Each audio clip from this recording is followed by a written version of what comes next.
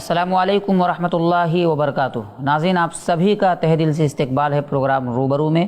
ناظرین، آج ایک بار پھر ہم اپنے مہمان شیخ کفایت اللہ سنابلی کے ساتھ حاضر ہیں ایک اہم سوال لے کر۔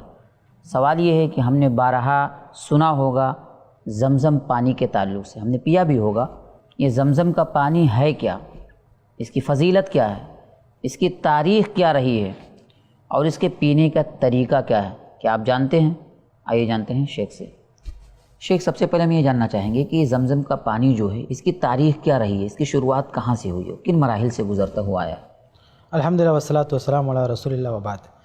دیکھیں، صحیح بخاری میں ایک بڑی ہی مفصل روایت موجود ہے کہ ابراہیم علیہ السلام اللہ کے حکم سے اسماعیل علیہ السلام کو، ان کی والدہ کو چھوڑ کر جاتے ہیں جہاں پہ مکہ ہے اس جگہ پہ، اور واپس ہونے لگتے ہیں تو ان کی بیوی کہتی ہیں کہاں جا رہے ہیں ہمیں چھوڑ کے؟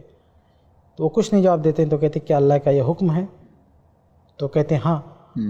تو کہتی ہیں کہ پھر آپ جائیے، اللہ تعالیٰ ہمیں ضائع نہیں کرے گا۔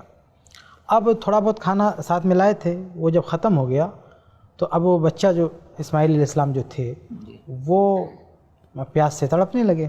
مشہور واقعہ ہے، وہ سنیں ایڑی سے۔ ہاں، تو ان کی والدہ جو ہے پہاڑ پہ گئیں، صفا پہ، اور وہاں چڑھ کے دیکھ رہی ہیں کوئی ہے کہ نہیں، پھر مروہ پہ جا کے دیکھ رہی ہیں، ایسے 7 مرتبہ جو ہے تلاش کیا۔ پھر جبرائیل علیہ السلام وہاں پہ آئے اور انہوں نے آواز لگائی اور ان کو احساس ہوا۔ پھر جبرائیل علیہ السلام نے، جو صحیح بخاری کے الفاظ ہیں کہ جبرائیل علیہ السلام نے ایک جگہ پہ اپنی ایڑی رگڑی یا اپنا پر رگڑا اور وہاں سے وہ پانی جاری ہو گیا۔ یہاں پہ کچھ لوگوں نے یہ لکھا نا کہ وہ اسماعیل علیہ السلام جو پیر رگڑ رہے تھے وہاں سے وہ پانی جاری ہوا۔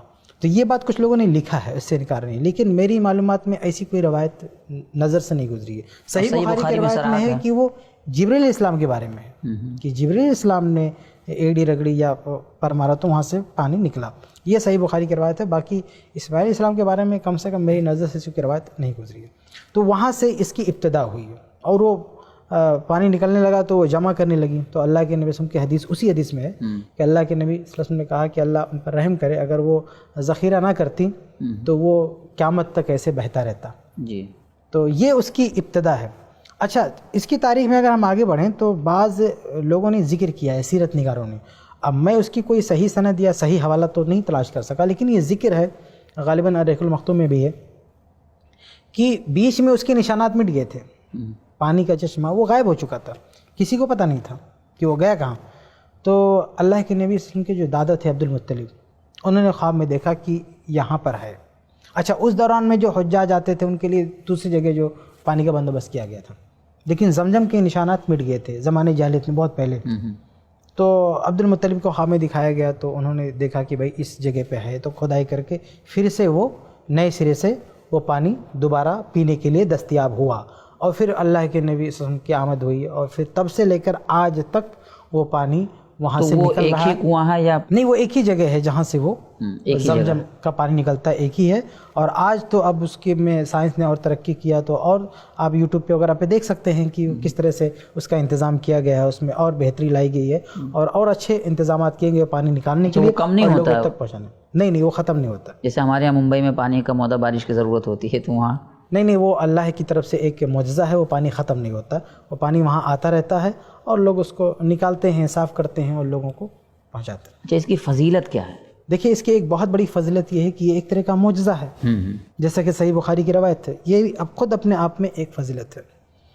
اور دوسری بات یہ ہے کہ اللہ کے انبیاء کی تاریخ جڑی ہوئی ہے، اس سے اسماعیل علیہ السلام کی تاریخ جڑی ہوئی ہے۔ اب اس کے علاوہ ایک اور فضیلت یہ ہے کہ اللہ کے نبی صلی اللہ علیہ وسلم نے خود اس کو پیا ہے بڑے اہتمام سے، صحیح بخاری وغیرہ کی روایت ہے۔ تو اللہ کے نبی صلی اللہ علیہ وسلم کا پینا یہ خود اپنے آپ میں ایک فضیلت ہے۔ اس کے علاوہ آپ دیکھیں تو ایک اور بہت بڑی فضیلت یہ ہے مائع زمزم کی، کہ آپ صلی اللہ علیہ وسلم جب چھوٹے تھے تو آپ کا سینہ چاک کر کے وہ دل جو نکالا گیا تھا وہ زمزم سے دھلا گیا تھا، یہ بھی ایک اپنے آپ میں بہت فضیلت ہے۔ اور اس کے علاوہ اس کے جو فوائد ہیں، فوائد تو بہت ساری بیماریوں، وہ بھی اس کی فضیلت کا حصہ ہیں۔ صحیح سے۔ اچھا، اس کے پینے کا طریقہ کیا ہے؟ کس طرح اس کو پیا جائے؟ بہت سے لوگ کہتے ہیں کہ اس کو کھڑے ہو کر پیا جائے، قبلہ رخ ہو کر پیا جائے، تو کیا طریقہ اس کا؟ دیکھیے، ایک حدیث ہے کہ اللہ کے نبی صلی اللہ علیہ وسلم نے زمزم کے پانی کو کھڑے ہو کر پیا، لیکن وہ اصل میں بیان جواز کے لیے ہے، یعنی مختصر ہم یہ کہنا چاہیں کہ جیسے عام پانی کے پینے کا طریقہ ہے کہ آپ بسم اللہ کہہ کے پئیں، بیٹھ کر پئیں، پینے کے بعد آپ الحمدللہ کہیں، جو آداب ہیں عام پانی پینے کی وہی آداب زمزم کے تعلق سے بھی ہیں۔ اور آپ صلی اللہ علیہ وسلم نے جیسے کھڑے ہو کر پیا ہے زمزم کا پانی، تو آپ صلی اللہ علیہ وسلم نے عام پانی بھی کھڑے ہو کر پیا ہے۔ صحیح۔ ہاں، تو اگر ایک بار آپ صلی اللہ علیہ وسلم نے کھڑے ہو کے زمزم کا پانی پی لیا تو آپ یہ تو نہیں کہہ سکتے کہ آپ کبھی بھی اس کو بیٹھ کے نہیں پئیں گے، کھڑے ہو کے پئیں گے۔ وہ بعض بیان لوگ یہ سمجھتے ہیں کہ سنت یہی ہے کہ زمزم کا پانی اس لیے کھڑے ہو کر ہی پیا جائے گا، نہیں، اگر ضرورت ہے اور قبلہ رخ ہو کر۔ نہیں، اگر آدمی جو ہے کھڑا ہے اور پینا چاہتا ہے جواز ہے، پی سکتا ہے، لیکن کسی بھی پانی چاہے زمزم کا ہو یا عام پانی ہو، اس کے پینے کا طریقہ یہ ہے کہ آدمی بیٹھ کر پیے۔ بیٹھ کر۔ زمزم کے پانی کے بڑے فوائد ہیں، تو اس میں سے کوئی خاص فائدہ یا کچھ جو اہم فوائد ہیں؟ جیسے اس کے فوائد میں سب سے اہم فائدہ یہ ہے کہ اس کے اندر مائیت کے ساتھ ساتھ غذائیت بھی ہے۔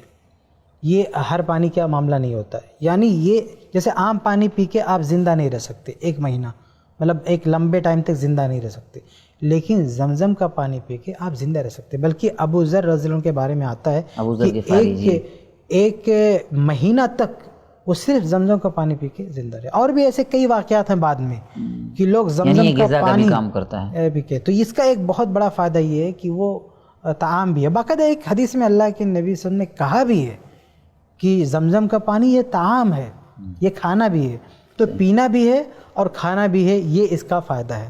اس کے علاوہ اس پانی کی جو کوالٹی ہے وہ بھی آپ دیکھیں، وہ عام پانیوں سے الگ ہے، یہ بھی اس کا فائدہ ہے۔ اس کے علاوہ بعض علماء نے لکھا ہے کہ بھئی دل کے لیے یہ بڑا مفید ہے یہ پانی، اور اس سے استدلال کیا ہے کہ اللہ کے نبی صلی اللہ علیہ وسلم کے دل کو اس پانی سے دھلا گیا تھا، یہ اس کا فائدہ ہے۔ اس کے علاوہ یہ ہے کہ بیماری سے شفا بھی ہے اس میں، یعنی بہت ساری بیماریوں سے زمزم کا پانی شفا کا ذریعہ بھی ہے، تو یہ بہت سارے فوائد ہیں اس میں۔ جزاک اللہ خیر شیخ۔ ناظرین، آپ نے دیکھا زمزم پانی کے حوالے سے کئی اہم اور مفید باتیں ہمارے سامنے آئیں۔ اب اس کی تاریخی حیثیت، یعنی کب سے اس کا آغاز ہوا اور کس انداز میں ہوا اور کن مراحل سے گزرتا ہوا ہے، بڑی تفصیلی گفتگو ہوئی۔ امید کی یہ باتیں آپ کو بے حد پسند آئی ہوں گی۔ ناظرین، ہم سے جڑنے کے لیے آپ سبھی کا بہت بہت شکریہ۔